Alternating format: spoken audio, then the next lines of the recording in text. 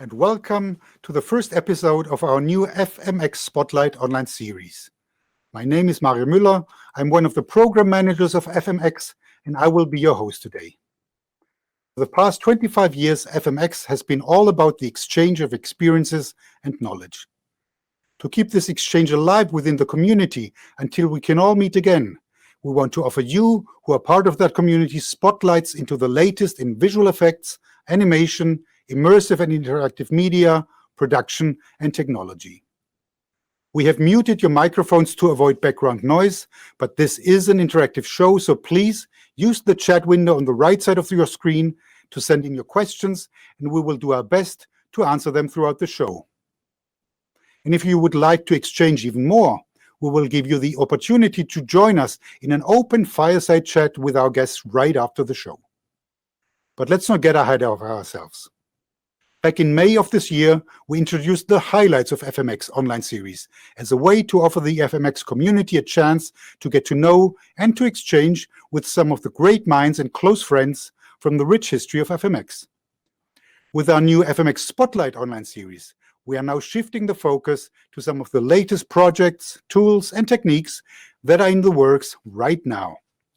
Which is why we have chosen a brand new project for the first episode, in which we will go deep into the process of how a team from Framestore brought to life some of author H.P. Lovecraft's most infamous monsters, whom the writer himself branded indescribable. Framestore, renowned among many things for their expertise in bringing photoreal digital animals and creatures to life, started the process of making monsters for the new HBO series Lovecraft Country by designing the indescribable creatures in their in-house art department. The show is currently airing on the network, and to tell us more about their process, I want to introduce you to two gentlemen. Grant Walker, who is head of CG at Framestore and was VFX supervisor on the show, and Stephen Nixon, who is senior VFX producer at Framestore. Hello. The first episode of FMX Spotlight, Grant and Stephen. It's great to have you on the show. Thank you. It's great to be here. Yes, thank you. Absolutely. Thank you for being with us. It's an honor, and I'm really looking forward to this. How are you both doing? Good, very good. Isolated, locked down, but all good. Well, yeah, in a nutshell, I guess. Yeah, right. Grant, I was wondering, how did you approach Lovecraft Country in terms of designing, building, and animating the indescribable? Okay, so when I came to the project, our art department had already done a number of designs, and a lot of decisions had already been made at that point. So we knew it was a limbed creature rather than like what you might think of as a Shoggoth, as a kind of tentacle beast. Ours was a bit more grounded, something slightly more terrestrial, still otherworldly, but at that point it had 2 legs, 4 arms, a big tail, lots of teeth, and then I kind of at that point, being an artist who likes to design creatures myself, kind of pushed and asked if there was any room to kind of evolve the designs that I'd seen in concept art, and there was an appetite to kind of push it further and see what we could do. So that was where I kind of took the design and kind of fleshed it out into a sculpting kind of format, and then that kind of rolled into getting that version over to our animation supervisor, Jed, who then could do some animation tests. And his animation test then would kind of say, oh, actually, I'm struggling with the length of these limbs maybe. And so I would look at adjusting the model and bulking it out. And so there was a kind of iterative process of design that was kind of both in design and movement and in anatomy. And one informed one and one informed the other. It's like a chicken and eggs sort of scenario. Excellent. Thank you. Stephen, was it a given from the start that Framestore would also design the creatures for Lovecraft Country, or was that part of the pitch you gave to HBO? That is a very good question. I joined the project in June of last year. So by that point, as Grant's just indicated, there was this real wealth of material, of trying to identify the creature, try and imagine the unimaginable, all based on very strong ideas from Misha Green, the creative force of the show, and the showrunner. Certainly Framestore had done a lot of work. I think if you look online, you can see the breadth of work that was done to try and find this creature. But really, it wasn't confirmed. Nobody really knew who the Shoggoth was. We just knew what it needed to do in the episodes, and Misha had the overview of what the creature needed to do in the narrative. So that's when building the creature in this iterative process that Grant mentioned really came into play, of the back and forth to bring it to life on screen. So as you mentioned, it apparently was quite an iterative process where it went back and forth between the people involved to really flesh this out and bring it to life. It not just being like a still image, but how it would move, and to bring it into like the reality of the show, the fantastical into the grounded, the reality. We'd like to learn a lot more about the project and your work on it. So you have prepared a great presentation on that work, and that I'm really looking forward to. Is there anything you want to tell our audience before we run that presentation? No, enjoy it. Oh, absolutely. I'm sure I will. So then let's just run the presentation, please.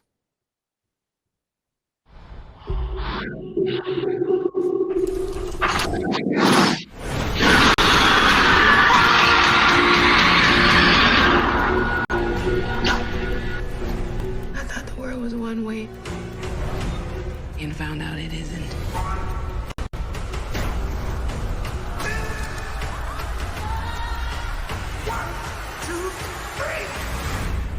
I haven't even gotten to the real strange part.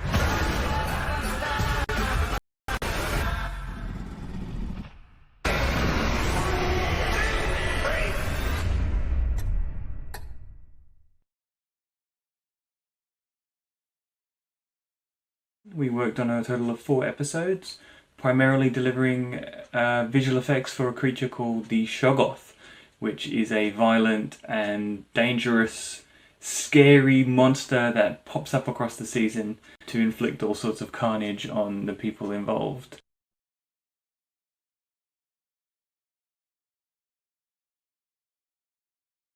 The Shoggoth has 6 limbs, essentially a quadruped, but it's got first 2 limbs on the front, massive claws, back 2's the power, it's all pushing. Then it's got these 2 little meta arms, which are almost like insect arms, just tucked in on itself. It's got 60 eyes. It's got a really long tail at the back with a bit of a spiked club at the end, so it can use that as a weapon. It's got a massive jaw, huge jaw, it can open super wide, and within that jaw there's loads of teeth, a bit like a shark. And then within the jaw itself, there's another set of jaws that can kind of extend out and grab and pull in. So it's a pretty weird creature, very Lovecraftian, completely otherworldly, very mysterious. Framestore's art department were heavily involved in creating the first incarnations of our Shoggoth. From there, we took those designs and started sculpting our own version. The ZBrush sculpt was remeshed in Maya and ZBrush, and then additional detail was added in ZBrush. The head was separated to get the extra millions of polygons so that extra fine detail could be done in the sculpt. Some people prefer to do the finest detail in the texture side and then use it in bump or bring it back into a displacement map, but I prefer to add the detail at the model side before it goes into texture. That's just as a personal preference. Additionally, we generated attribute-based textures to help drive the transmission and translucency. So as the skin stretched, you'd get more transmission, you'd see further into the creature, and when it wrinkled, those kind of things, just to help drive the complexity and interest within the kind of skin shading.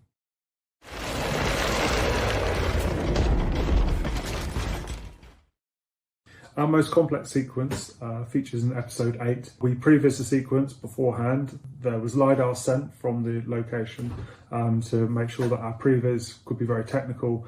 And from there, we kind of really planned out the entire sequence, animating our Shoggoth, making sure that we had time. In previs meant that when we got on set, we didn't waste time trying to figure stuff out there that's obviously much more expensive.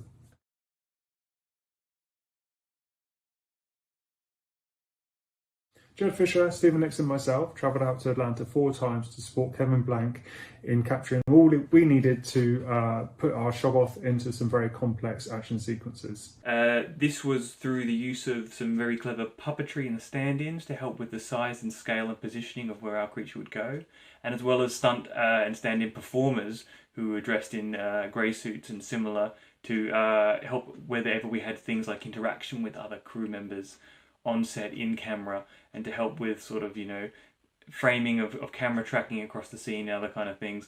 It really allowed us to make sure that we had solved a lot of those issues early on. The production company had a very efficient team out there capturing all the data that we usually would capture on set. So camera information, lighting information, grey and chrome balls, IBLs. That enabled us to really concentrate on making sure that the actual performance of the Shoggoth had the time and space we needed to fit him into the shots. We've got an idea how the Shoggoth moves from the tests we've done in animation, and I'm able to take that knowledge and take it on set with me for them to shoot with. So when there's a shot with a Shoggoth in, I'm able to say, okay, this is how fast he can go and how much ground he'll cover. I'm able to say whether he's going too slow, whether they need to speed up the camera at this point because there's no way the Shoggoth could go that fast or go that slow. I'm able to kind of direct about how big, how much space he's going to occupy. I've got a pretty good idea of how big he is from just studying him for weeks and weeks. And it's just going to make for a much easier process and a much more cleaner process to animate with, and you can do more in your shot when your shot is that accurate. I try to divide this process into three main things. One will be pipeline, the second one will be FX, and the third one was CFX. So since I have enough time, I started first developing this pipeline, which will allow the artists or whoever was doing the CFX to basically update the scene automatically. So every time we had a new animation from the animators, we will basically run a script, and all the scenes for every sequence will be automatically updated and sent to the farm. And this will involve creating QC renders and also publishing for lighting. We did things like, for example, setups for the drool, setups for blood, having tools like to create wet maps for the blood interacting with the Shoggoth, the blood interacting with the cops, or interacting with people in the shot, in the plate.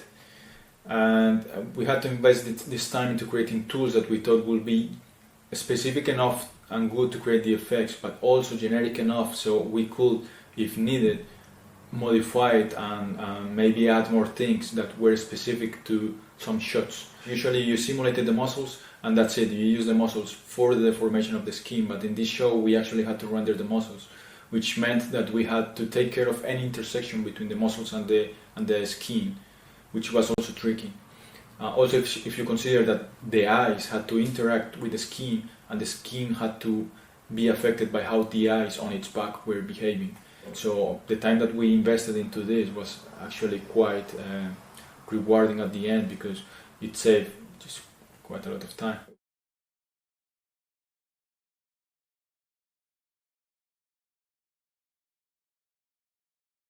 We started the rigging phase a little bit earlier than usual to allow for development time of all these different unique parts. The first step was figuring out how his body is made up and repurposing existing parts from our rigging library and kind of changing them up and rewriting them a bit to better suit this creature. Then getting that to the anim supervisor to play around with was really important. Seeing how he made the creature move and behave gave me areas to improve in the rig. I found the biggest challenge on the rigging side was getting all the parts to work nicely together without losing all the frame rate. Using rig variants made this a lot more manageable, having proxy, anim, and render rig. Anim and proxy being stripped down versions of the render rig. Proxy having just the body, arms, legs, bare minimum. And then moving to anim rig, which had things like the tongue and the eyes, which started making things slow down a bit more. And then finally the render rig and all its complexity just gets sent to the farm for that to deal with.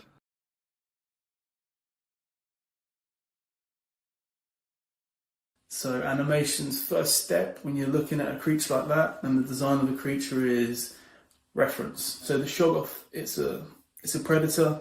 big cat, it's a predator. It just felt right. The movements of the big cat seem to move and emulate into the Shoggoth quite well. You can see that from the walk cycle of the Shoggoth. I tried to introduce more of a stalking feel, but the Shoggoth also had to have adaptive behaviour, so they didn't just want it to look a certain way constantly. There's, as you can see from episode 1, there's lots of Shoggoths, so they have different personalities, and there's some times when maybe the Shoggoth needs to stalk, and there's other times when maybe the Shoggoth needs to show how big it is, and the best animal to try and emulate through that was a gorilla.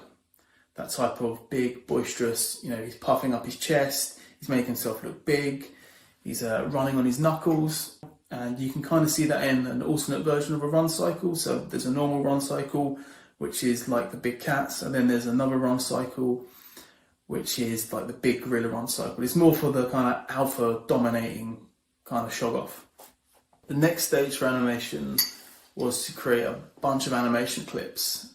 The purpose of these is so that before we even have a shot, we're animating things that we know are going to happen. Some things are certain. So he's going to walk, he's going to run, he's going to be idle at some point.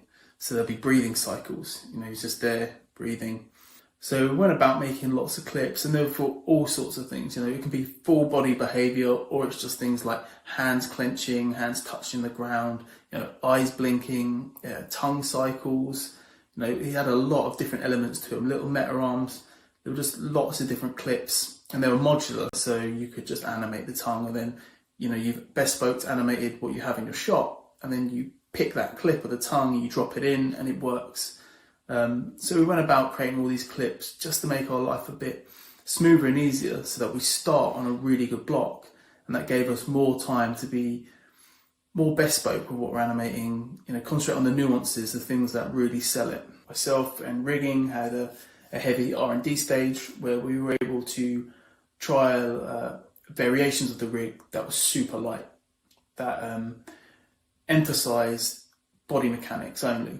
So we were able to get down the broad strokes and get them really quick without being held back with all the stuff that we need in the later stages, all the detailing. There were a set of other challenges, specifically in animation. The Shoggoth's tongue, big fat 4-piece tongue.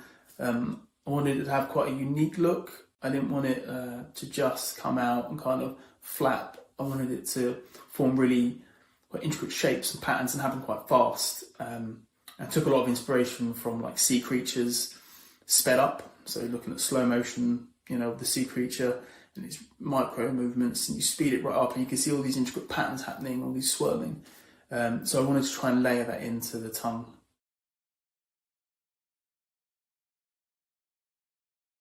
Our task on the project was to develop all the effects related to the animated creatures, the so-called Shoggoth. Mostly, it was a matter of helping bring the Shoggoth to life by making the creature interact with the environment and provide slimy, gory dynamics element. We have different tools and setups for the purpose. We had tools for drool, dripping and spurting blood from both the mouth and the Shoggoth gills, skin wet maps, ground interaction, wet eyes, skin dirt, cloth tearing, ground burrowing. We certainly also had to work on much more bespoke setups, such as glass and car destruction, ground displacement, and ground breaching. Certainly the main challenge was to be able to keep up with the animation iterations and high turnover of changes potentially required.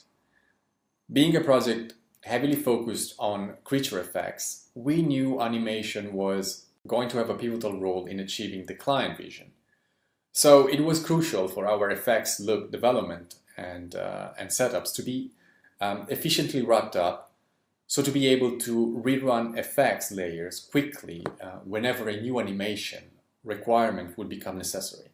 Once a shot was set up with the required effects scene and tool sets, whenever a new animation would come through and be notified, we would just have to refresh the scene and send jobs to the farm. We also had set in place quality check renders that would inform us bespoke shot-specific adjustments required from the daily supervision.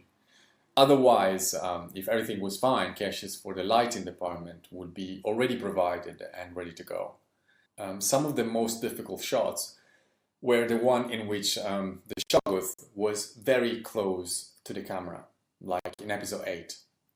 Our look development and setups were certainly put to the test. Effectively, we had to enhance the level of bespoke details and behavior of our dynamic simulations, like drool, cloth, blood, as so many effects layers not only had to be perfect, but also they had to realistically interact and integrate with each other.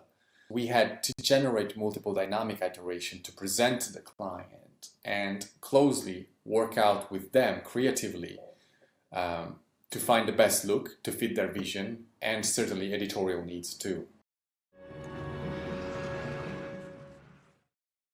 To render the shots, we used Houdini and Arnold. We will receive Houdini geometry caches for the Shoggoth, its drool and things like debris, from creature effects and effects department.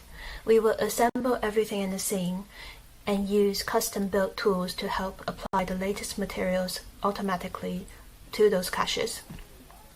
The first thing to do was to match the on-set lighting condition. We will use the data gathered from the set to prepare our IBOs. The main lights with higher intensity would be extracted from the IBO and be used as textures for our Arnold lights in Houdini. So when it's needed later on, we had the freedom to move those lights to where we thought they would work better for each shot. And we would project the rest of the IBO onto the LiDAR. This was our starting point for lighting. Even if the lighting is acting in a physically correct way, it doesn't always look like it's doing the right thing, or it might not look aesthetically interesting enough. One example we had was that even by matching the on-set lighting, overall the Shoggoth might still look too flat and would be difficult for the audience to read what's there. In that case, we would try to cheat by doing things like reducing the ambient light and enhancing the key light to help create more contrast. And if it doesn't look like the light is coming from the wrong direction, sometimes we would swing the key light over a bit to make the Shoggoth look more backlit, so the overall feel would be more dramatic and moody. Also, we might add a bit of rim light here and there to help bring out the shape of the Shoggoth. Another challenge we had was that with the correct lighting that matches all the red lights coming from the flares on set, naturally the white Shoggoth looked quite pink and even too red in some parts on the body, and we would need to deviate from the correct lighting and try to find a nice color balance between the contribution of each light, so that we still had the flares affecting the Shoggoth, but not let it turn into an entirely pink Shoggoth. On top of those things, it's always nice to see more detail, so we will make sure that we're able to read the eyes, the teeth, and the drool. Those are all unique features a Shoggoth has, so we will let those bits catch a bit of highlight, even if they're supposed to be in shadow sometimes. It helps to make the Shoggoth come alive by using lighting to promote those unique features. When we're happy with the lighting, we will render the Shoggoth out in different layers along with a bunch of custom AOVs, and we will split the lights into different light categories so we can have more control over each element. And the passes we will output were the main skin, the translucent body, where we can see the internal veins, the skeleton, and the muscles. And sometimes we will add either blood, mud, or dust passes according to the different needs of each shot.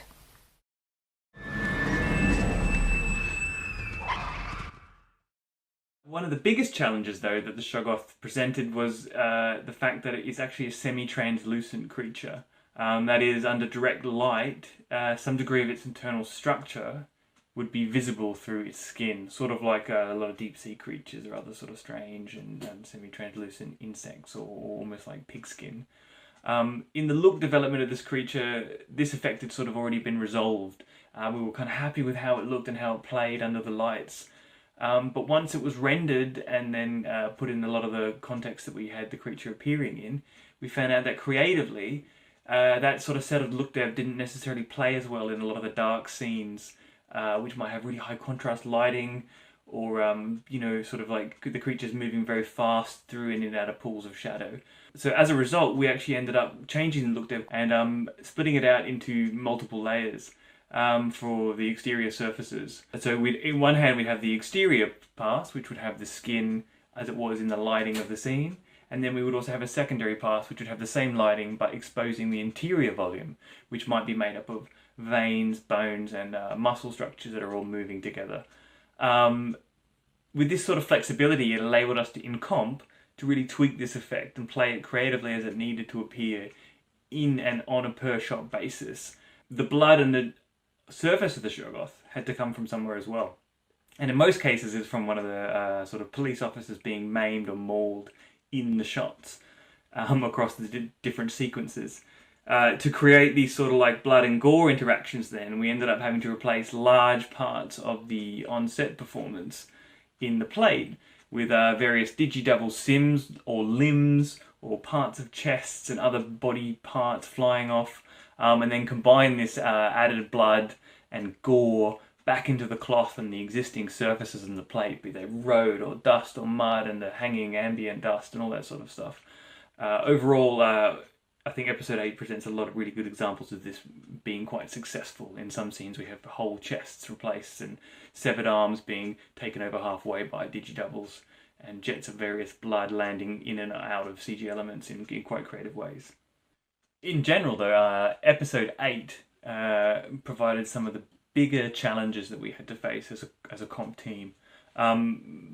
First of all, with the two-part shot at the head of the sequence where the Shoggoth is revealed coming out of the ground, we had two plates that were both shot very high frame rates in order to give us flexibility with the vary speeds that the director had planned for the shot director and showrunner. Once the Shoggoth in the second scene, second part of the shot has landed on the ground, he then runs down the street, committing all sorts of atrocities on these poor police officers and various property damage. And the whole way through, we had a degree of creative flexibility with the retimes in order to make them make sense, given the pacing and the various speed ramps that were happening across the shots.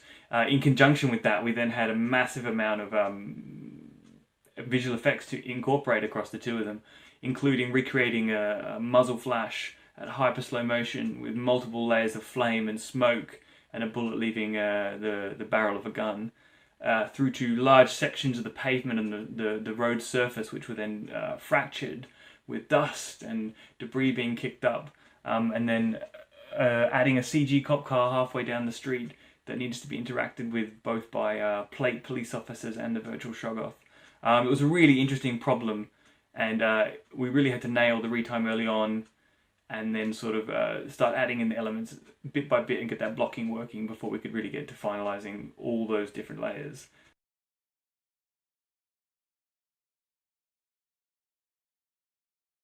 We managed 70 weeks of VFX production, with 27 of those weeks working from home. One of the biggest challenges that we faced was our ability to review our work in the same way that we would in the office.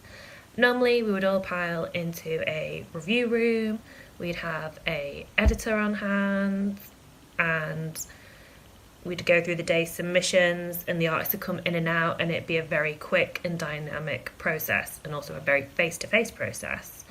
But with all of us now having to work from home, it's become very different.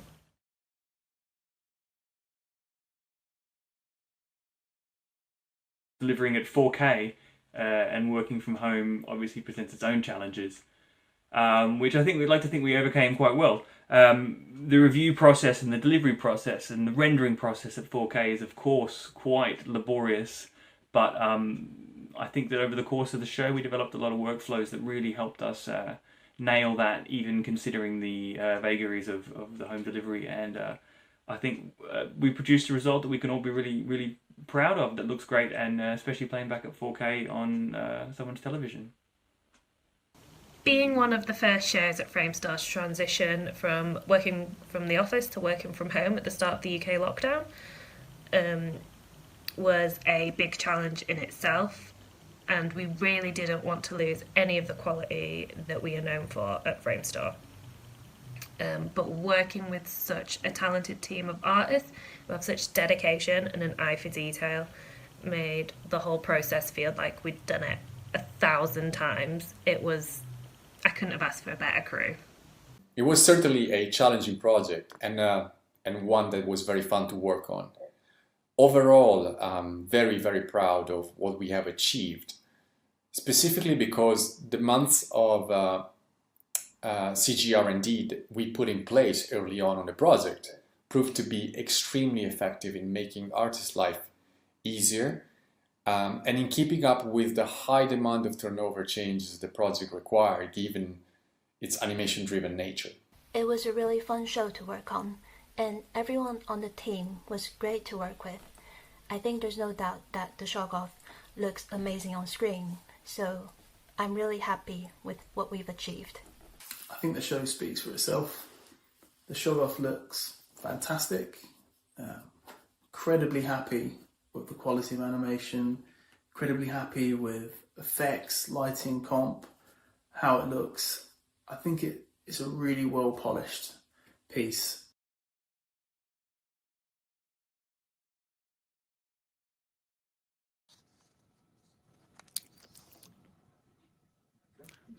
Wow, that was amazing. Obviously, a lot of work went into the making the Shoggoth monsters believable and grounded in the reality of the show.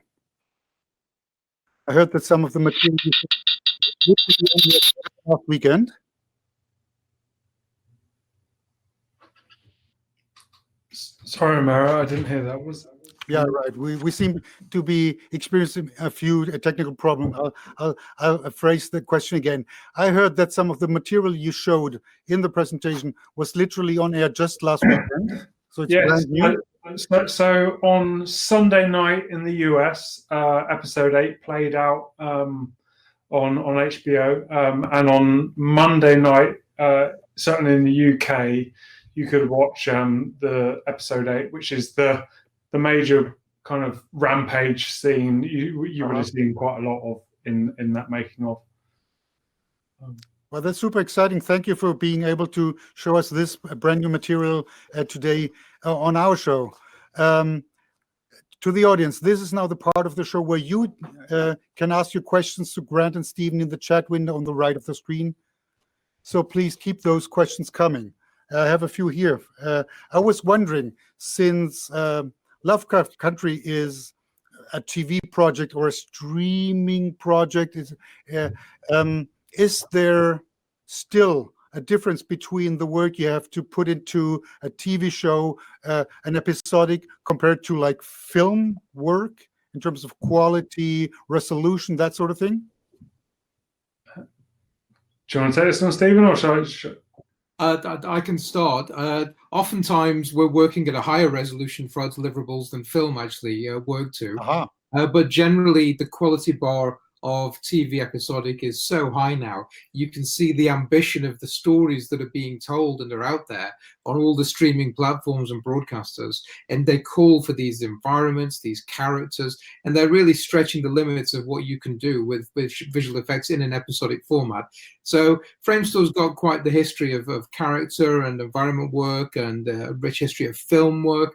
So that's transposed quite nicely over into a dedicated episodic department where we do have team that we share with film, but we have people who are just based in episodic as well, and we work on this stuff. But as a company, it's very much a global endeavor. So we will swap artists between different pipelines, and from the film crew, they will come over and we work with people who are used to working in commercials as well.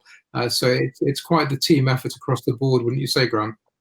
Yeah, exactly. We've historically Framestore has been a film team and a kind of non-film team, but with the kind of explosion of TV work, it's brought the whole company together, and we're we're trying to bring together the best of both worlds. We want the speed of delivery on a commercial with the quality of a film. And when you have years and years of experience of film work and really fast turnover, high quality commercial work, you get the best blend of both to be able to do adapt to TV work.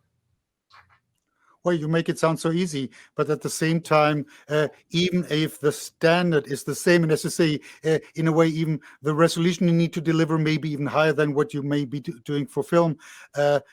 Obviously, you need to struggle with restrictions in budget and schedule and time that you're able to invest. So obviously, that needs a very strong and established pipeline. And Stephen, you were just mentioning the pipeline.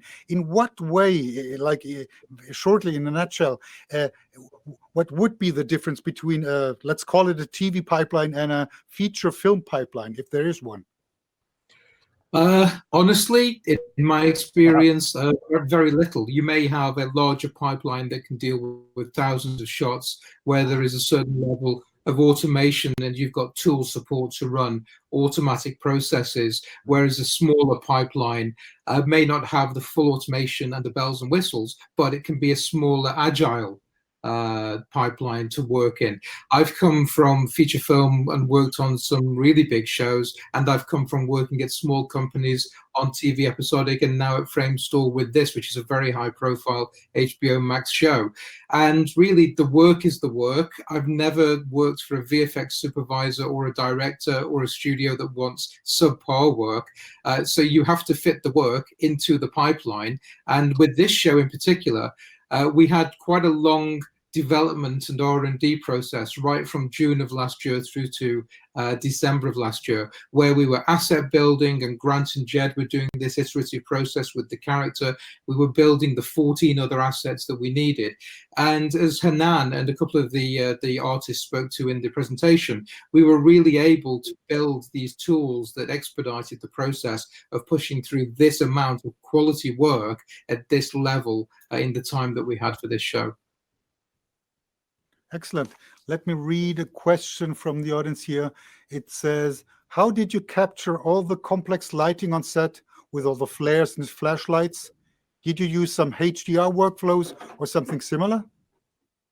So basically on set we had the production company's data wranglers, and they were great. They captured, mainly it was HDRs and grey and chrome balls. And we tried to make sure they grabbed every iteration. So if there was a light change or we turned the flares off, they would do a new HDR, and making sure we got every iteration of lighting that was on set so that we could rebuild it. But, you know, as Fernanda says in the presentation, it doesn't always work out that way. You use the data that you're given from set.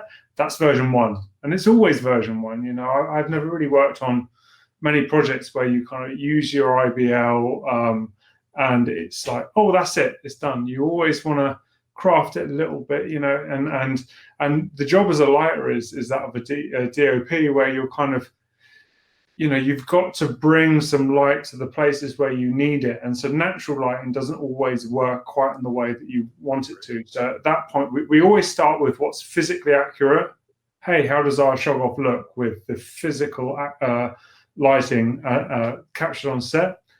And often you kind of go, okay, yeah, it's okay. It feels like it sits in the plate, but then you want to bring something more to it. And actually, that's why we extract the significant lights captured in the IBL into Arnold lights, and then we can move them around. You know, so hey, let's just cheat this light a little bit. Let's rotate that one around 5 degrees. Let's bring this one here, and let's just bump up that. And then you get to start crafting the shot as a DP would on set, because a DP on set is not just governed by the light that falls into the set. They're controlling the light, and we do the same in CG. So we didn't necessarily capture above and beyond the lighting. It was you know, like I say, it was we had a LiDAR scan, we had image-based lighting, and we had grey and chrome balls. and we had our proxy geometry, which was a stuffy of the Shoggoth, and that also helped indicate to our lighting. Right. I have an interesting question here, and we know that H.P. Lovecraft himself felt that the monsters themselves were indescribable, and you mentioned that you still were trying to get inspired by gorillas and other animals from real life. But we have a question here that asks, did any old films or film monsters inspire your monsters in any way, maybe in terms of like an homage? Okay, So, it's quite an interesting question, actually, because I personally grew up watching many horror films, many monster films, and so to be able to pick out movies that may have influenced the final design of the Shoggoth is quite tricky, because I've got such a library of mental images of monsters that have inspired me over the years. It's quite hard to kind of pick out some. I know that I always look to nature first, because I think nature has its amazing kind of creatures in it, like the anglerfish with its kind of pointy teeth, sharks. But in terms of like horror films or monster films, I don't know. There's some that have left a bigger impression on me that probably have made their way into the Shoggoth, which may be Pennywise from any version of it. It's terrifying. And do you know what I find about Pennywise is terrifying because of the teeth, and the teeth for me, as Stephen probably would agree with, I ranted on about quite a lot. The teeth are terrifying. You know, if that's it, if all we see is teeth, that's terrifying, you know. And it's so certain things like Pennywise is probably the biggest inspiration for me personally. yeah, no, that makes sense. I have another question here. It says, for the first episode where multiple monsters are seen, what kind of parameters did you change to give each of the monsters its own personality and look? Okay, so we looked at the kind of most identifiable features, which were, you know, the same anatomy across the variations. So the things that varied, or the things that kind of were most identifiable, were the teeth and the eye positioning, because they're the things that would vary the most. And apart from that, there was tech. In fact, I'll just talk about this. The eyes we repositioned, and because we knew we had to make variations, we built the asset in a way that we knew that we could just shift eyes around and teeth around with minimal work to put back into it. So we did a bit more sculpting around the gums to make sure that a new teeth configuration worked correctly, and likewise with the eyes. There was a procedural kind of Z-tool a brush made to kind of help embed eyes, so that we could kind of strip them out, move the eyes around, put them back in without a huge amount of resculpting. It was kind of quite a quick process. But then also there was some texture detail that was procedural with inside Mari that gave a kind of scarring, gnarly look to the skin, that we could actually just hit a reseed, you know, just change the seed on some nodes and we'll get a new pattern. And that gave us a new texture for the variations. Right. Very good. I have another question here. It says, what are the challenges of developing a creature or a character arc over episodic timelines versus a film? Stephen, do you want? Yeah, well, again, to sort of reference what we said previously, the character design, the quality of the character, what the character can do, the creature can do, it's pretty much the same between something that you would push through a film pipeline or a TV episodic pipeline. I think one of the stark differences is volume. On a big feature film, you may have several hundred creature shots, And we've talked about the iterative process, and the Shoggoth was always being iterated until we delivered episode 10, which was just 2 weeks ago. There were small changes being made to improve things in the creature. So on a feature film, you might have hundreds of creature shots where you can take the creature from a certain sequence that was delivered a while ago, and then you can improve it over a longer period of time.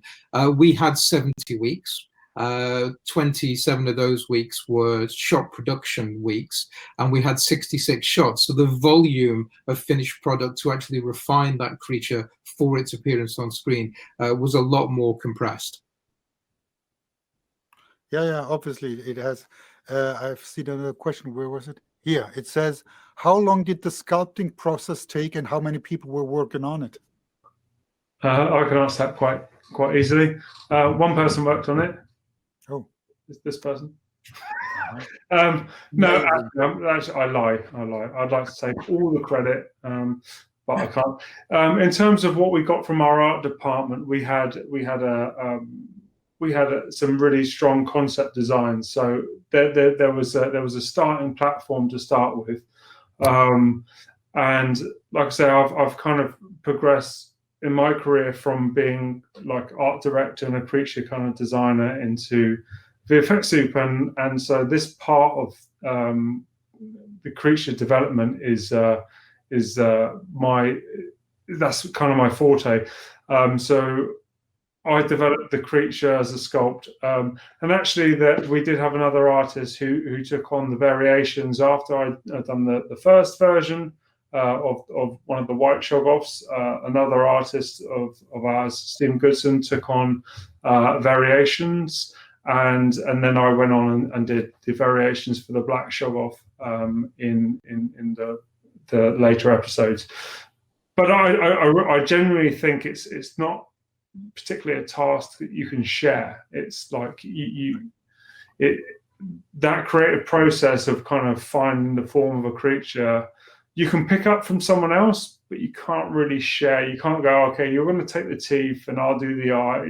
So someone has to own it and put it all together. And so that was my privilege. And it's the thing. Over years of being in visual effects, it's the kind of thing that I've kind of enjoyed the most is finding that form. And when I get the opportunity to do it, and certainly for Lovecraft, a Lovecraft creature, which I've been reading H.P. Lovecraft stories for over 20 years, I was kind of falling over myself to try and get that opportunity to kind of help develop one of those characters. No, as I say, it's a great opportunity. At the same time, it's a big challenge because for once, everybody seems to have their own idea what the Shoggoth and Cthulhu would look like in their own heads. And if they were to be indescribable, they would be inexplicable and more disgusting that you would dare even make a drawing of. But obviously you did, and you had to, and I think you rose to the challenge.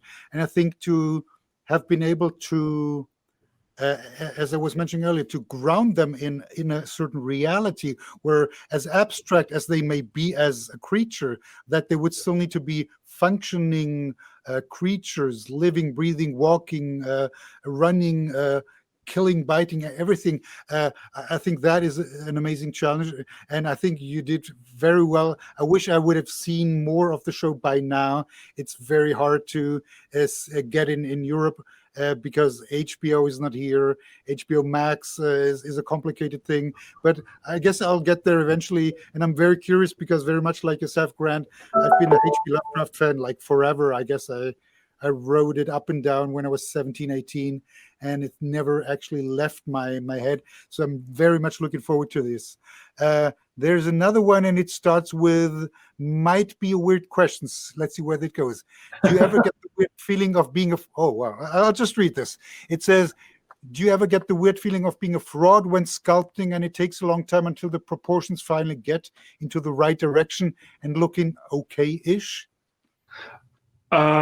Yes, I think you're talking about imposter syndrome. It's a classic. Being a sculptor in ZBrush, there's so many amazing artists out there now. You watch ArtStation and things like that, and there's so many amazing talented people out there. And I've been using ZBrush for since ZBrush 2 or whatever it was. I think 15 years I've probably been using it. And yes, but the essential things with sculpting in ZBrush is do your research. You know, if you're struggling to hit the level of quality that you want to get, it's not about ZBrush. It's about drawing and sculpting, and ZBrush is a tool like clay is a tool. If you can model in clay, you can model in ZBrush. And so, you know, for someone like myself who actually relishes time away from a computer, I would actually really kind of put emphasis on drawing and sculpting with clay and a pencil. And when you get that right, your sculpting will improve massively. But also get your work out there, make sure people can see it, get some comments back on it, and don't be precious about it, because there's so many, you know, if you're feeling like you're not quite hitting the mark when you're sculpting, it might be all in your own head. It might be that you're doing an amazing job. You just need some positive reinforcement. But also it might be that actually you're not doing the homework, you know, which is live drawing and sculpting and just studying. You know, all the software in the world won't make you a good artist. To be a good artist, you want to be drawing and painting and sculpting and studying natural life. And the greatest artists of the world, and taking cues from any of those resources. Absolutely, thank you. I'll give you one more question from the crowd, and then I guess we'll have to slowly wrap it up. I'll pick this one here. It says, did you create your own brushes for sculpting, or did you use pre-made ones? Let's have a think about this. I will extract my own brushes from sources. Mostly, I'm pretty sure I've made most of my own brushes, and I have. And the reason I question and ponder the reason I'm trying to figure it out is because some of my brushes are quite old, and I made them many years ago, and sometimes I forget where. And there's a gray area where it's just like if you take the brushes from a photo and you turn that into a brush, is that your brush, or is it the photographer's brush that you took the original source from? Some brushes I've made in Photoshop and completely entirely on my own, and sometimes I've made brushes in ZBrush completely on my own, and sometimes they've been photographic, and I have used brushes from various websites, but I think the ones that I rely on most are the ones that I've made on my own. Thanks very much. Thank you for this answer. Thank you for your answers to the questions from the audience. Sorry about, Stephen, please go ahead. Yeah, sorry, if you don't mind, if we've just got a minute. There's a great question from, I think it's Joachim, asking about the challenge of doing all this under the lockdown. And I just wanted to finish up really with, yes, it was a huge challenge to deliver this show under lockdown. We, in mid-March, when the UK went into lockdown, Lovecraft Country was the first show to be ushered out of Framestore in Chancery Lane in central London to go and work remote. So it was a huge effort on the part of my production team, Grant and the other supervisors, the leads, the artists, the crewing team at Framestore, management at Framestore, the IT support people, everybody really pulled together. And we assessed the impact of COVID, and I ran various different scenarios that indicated either a 10-day delay to our deliveries or a maximum 6-week delay. In the end, with episode 1, which is the first episode we delivered, we did run 10 days over. That the client, who also had incurred delays because of being in the States, were happy to accommodate. By the time we got to episode 10 and episode 8, we were delivering bang on time, when we always imagined that we would. So the whole crew, and you've seen a few of them here tonight on the presentation, everybody had good humor, attention to detail, utmost professionalism, and we managed to deliver a show with a real healthy, in the circumstances, balance of looking after people and delivering high quality work. Absolutely. And thank you for pointing out that particular question, which, as you felt, it needed to be answered. So thanks for that. I hope that some of the questions that we have not been able to answer within the official part of the show now, that we can take them over to what we want to do after the show, which is what we call the fireside chat, where we all come together as a small group on screen, where some of the members of the audience are willing to come into the room with us, unlock their cameras, unlock their microphones, and continue the chat and ask more questions. But before we do that, I'd want to make a short detour, if I may, and talk about another project that deals with non-real creatures getting the photoreal treatment. I'm talking about a VFX short made by students at Filmakademie Animationsinstitut, the film school that is also the organizer of FMX. The film just won a Student Academy Award for animated short a couple of weeks ago. It's called The Beauty, and I'd like to introduce the film's VFX supervisor. His name is Mark Engele, to the show.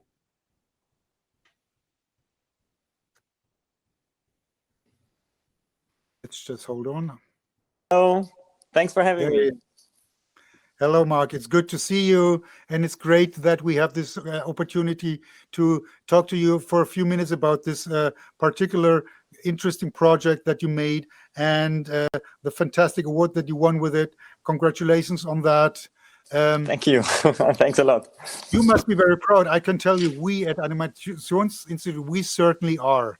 So again, congratulations. Sure, we are really proud as well. So it's a totally crazy journey. As you should be, absolutely. To give our audience a bit of an idea what The Beauty is, we'd like to show them something, but instead of just playing the film, I'd like to run a short behind-the-scenes video on the production of The Beauty. And maybe you can answer a few questions about it later. So please run the clip.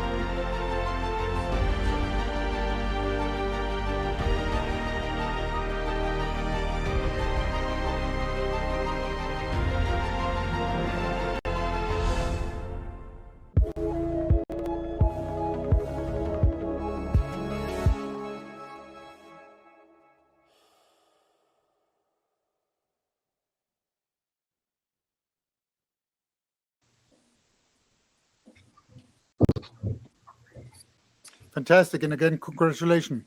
Mark, I really love the message you're sending with the film. And apart from the fact that these creatures don't actually exist in nature, they look perfectly real.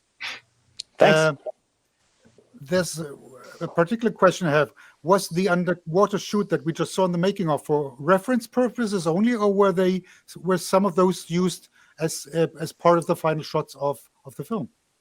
Yeah, sure. We shot actually all the coral backplates on the water in Egypt.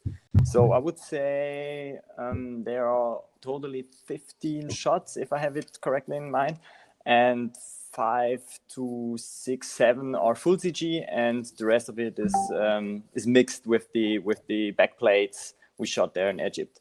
And as well, our shot at the end with all this garbage was shot in France. So we just shot the foreground garbage trash, so we could only extend the background with CG elements. Right. Yeah. Tell me, how long did you and the team work on the beauty? Actually, I would say, Pascal, the director, began really, really early on. So with the concept and the animatic, and I would say he started with the idea, I guess, 6 months before the shoot.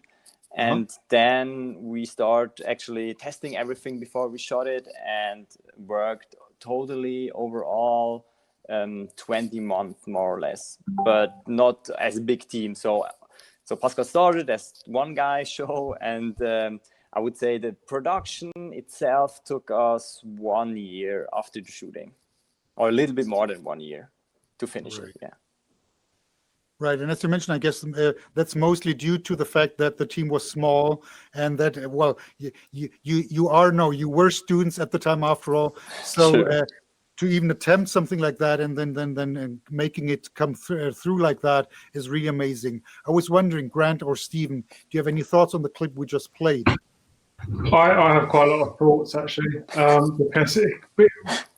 only because my next project I've been thrown into very quickly is without, it's obviously NDA, so I can't say a huge amount of it, but it's underwater based. It's got lots of fish and coral and things like that. And actually, your film was one that was poked at me saying, "Hey, look at this! This is cool."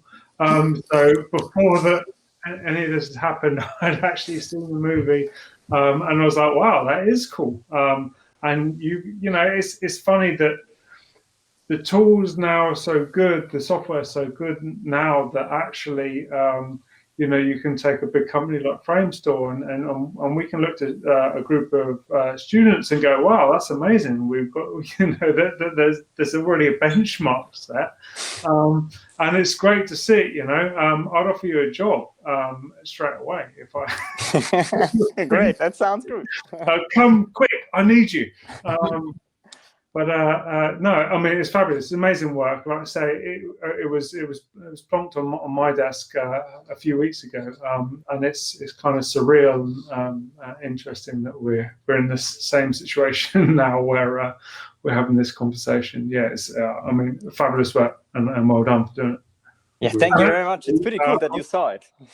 and on top of that, it's a very important subject.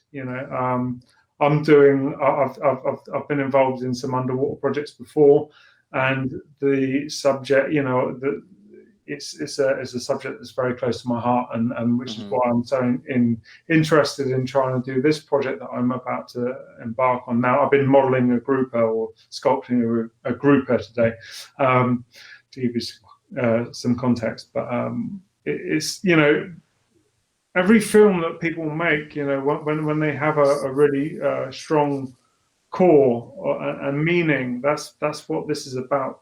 That we can all make orcs and dragons, and I love orcs and dragons, and I've made my own personal stories about them. But actually telling a story that matters and has the social context is the important thing, and well done for raising an important issue and doing it so beautifully as well. Yeah. Cool beauty. Yeah. I didn't mean that as a pun, but I'll go with it.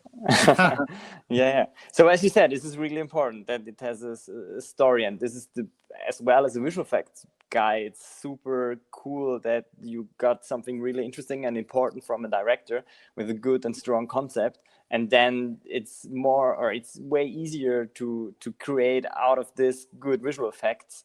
So Pascal did a really good job developing all the story and the concept. I would totally agree that it's important. Excellent. Well done. Yeah, thanks very much. I'm afraid we're running out of time, but before we come to the end of the official show, I want to encourage our audience to join us for the fireside chat right after the show, where you will be able to engage in a discussion and ask more questions to Grant and Stephen from Framestore and to Mark from the beauty team. To do that, all you have to do is stay in the interactive room until after the credits and unlock your cameras. And to join the conversation, open your microphones. To everyone else, I'd like to say thank you for watching. I hope you enjoyed the first episode of our new FMX Spotlight online show. The next episode will take place on November 3rd, which will be a tech talk with the title Goodbye Green Screen, or Adventures in LED Wall Technology for Immersive Virtual Production, which will be presented by Volker Helsley from the Research and Development Department of Animationsinstitut. So please stay healthy, stay safe, everyone, and stay right here in the interactive room if you want to join the fireside chat with Grant, Stephen, and Mark. We'll see you after the credits. To everyone else, thank you for watching.